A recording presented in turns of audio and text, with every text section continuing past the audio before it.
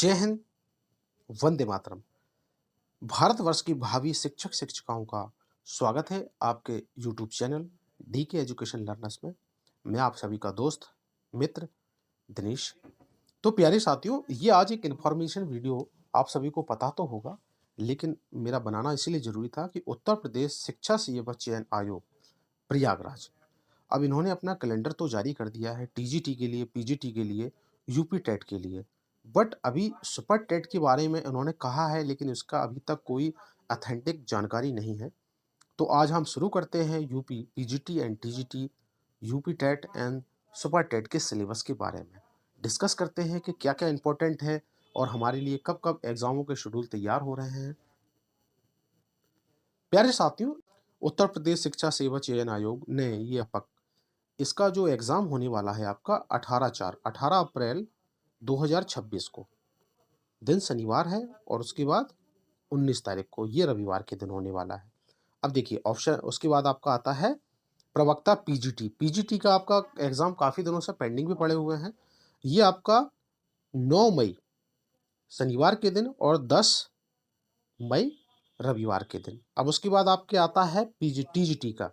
अब टीजीटी आपका है ये 3 जून 2026 का और 4 जून 2026, बुधवार और गुरुवार के दिन। अब उसके बाद आपके यूपी टेट काफ़ी इंपॉर्टेंट है। ये आपका दे रखा है 2/7/2026 गुरुवार के दिन, 3/7/2026 शुक्रवार के दिन और 4/7/2026 शनिवार के दिन। तो अभी तक इसी को हम वास्तविकता मानते हुए एग्ज़ाम आप कभी भी लें, लेकिन हम अपनी तैयारी को मजबूत बनाना चाहते हैं, और मेरा ये सभी भावी शिक्षक शिक्षिकाओं से ये विनम्र निवेदन है कि प्यारे साथियों, ये आपका पीजीटी प्रवक्ता का पाठ्यक्रम है, ये आपका सिलेबस है। अब सिलेबस में आपका क्या पूछा गया है, वही ये ट्रेडिशनल सिलेबस है जो पहले से चला रहा है, अभी तक कोई परिवर्तन नहीं किया गया। पूरा ऐतिहासिक संस्कृतियाँ, इसके अंतर्गत में पूर्व पाषाण काल, मध्य पाषाण व नव पाषाण और उसकी प्रमुख विशेषताओं के बारे में दे रखा है। तो बेसिक सा है, आप लोग सब पढ़ लीजिएगा, जिसमें सिंधु घाटी की सभ्यता आएगी, नियोजन, धार्मिक जीवन और सामाजिक जीवन, वैदिक काल, पूर्व वैदिक काल एवं उत्तर वैदिक काल, सामाजिक दशा, धार्मिक दशा, आर्थिक दशा और राजनीतिक दशाएं।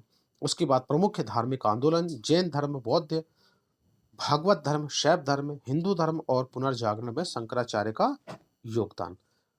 उसके बाद आपका आता है मौर्य साम्राज्य एवं राजनीतिक विस्तार। इसके अंतर्गत में आपको मिलेगा अशोक का मूल्यांकन, समाज एवं सांस्कृतिक, गुप्त राजवंश, राजनीतिक इतिहास, कला, धर्म, दर्शन एवं समाज। गुप्तोत्तर काल में आर्थिक एवं सामाजिक परिवर्तन आएंगे। चोल वंश, राजनीतिक इतिहास, चोल प्रशासक, उत्तर भारत की राजनीतिक एवं सामाजिक स्थिति 1800 से लेकर के 1200 ईस्वी तक का। फिर आपका आता है तुर्क आक्रमण, महमूज महमूद गजनवी, महमूद मोहम्मद गोरी, दिल्ली सल्तनत, बलबन की प्रारंभिक कठिनाइयाँ, चरित्र और उपलब्धि मोहम्मद बिन तुगलक, विभिन्न योजना मोहम्मद बिन तुगलक। ये तो बेसिकली आप लोगों को पता होगा, अभी तक ये इस पाठ्यक्रम में कोई परिवर्तन नहीं किया गया है। तो मेरा ये उद्देश्य था कि आप एक बार इसको देख करके अपनी तैयारी में बरकरार लगे रहें। आधुनिक कालीन भारतीय इतिहास, भारत में ईस्ट इंडिया, ये काफ़ी इंपॉर्टेंट पॉइंट है। ये सबसे ज़्यादा क्वेश्चन इसी से बनते हैं। ईस्ट इंडिया कंपनी का आगमन, भारत में ब्रिटिश शासन के राजनीतिक एवं आर्थिक प्रभाव और 1857 के विद्रोह के कारण स्वरूप एवं परिणाम, 19वीं शताब्दी में पुनर्जागरण तथा सामाजिक आर्थिक आंदोलन, स्वामी दयानंद सरस्वती, राजा राम मोहन राय, अरविंद घोष, एनी बेसेंट एवं रविन्द्रनाथ टैगोर, राष्ट्रीय आंदोलन एवं स्वतंत्रता संग्राम में महात्मा गांधी का योगदान, स्वतंत्रता की प्राप्ति, देश का विभाजन और इसके बाद भारत का सन 2000 ईस्वी तक का। अब ध्यान रखना दोस्तों, ये काफ़ी इंपॉर्टेंट है। कहाँ से पूछ रहा है? आधुनिक कालीन भारतीय इतिहास कहाँ तक का है? 2000 तक का है, राइट। अब प्यारे साथियों, ये आपका आता है टीजीटी का। चलिए, टीजीटी और पीजीटी का तकरीबन सिमिलर है। पूरा ऐतिहासिक, सांस्कृतिक, पूर्व पाषाण काल, मध्य पाषाण काल, नव पाषाण काल। तो आप लोगों एक बार सिलेबस को अच्छे तरीके से ना रीड कर लीजिएगा, आपको पता चलेगा कि कहाँ से क्या क्या क्वेश्चन क्वेश्चन उठ के आ रहे हैं। अगेन ये भी आपका टीजीटी का है। तुगलक वंश, गयासुद्दीन तुगलक, मोहम्मद बिन तुगलक, फिरोज शाह तुगलक, तैमूर आक्रमण, बहमी साम्राज्य, सैयद एवं लोधी वंश, मुगल वंश, बाबर, हुमायूं, अकबर, जहांगीर, शाहजहां, औरंगजेब, छत्रपति शिवाजी, जीवन चरित्र एवं उपलब्धियां। यस।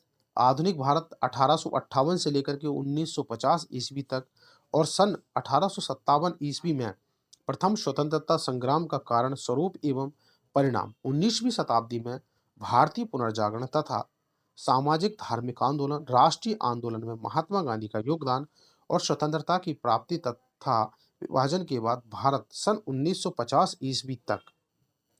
तो ये बेसिक सा फैक्ट है, तो कृपया करके ध्यान दीजिएगा।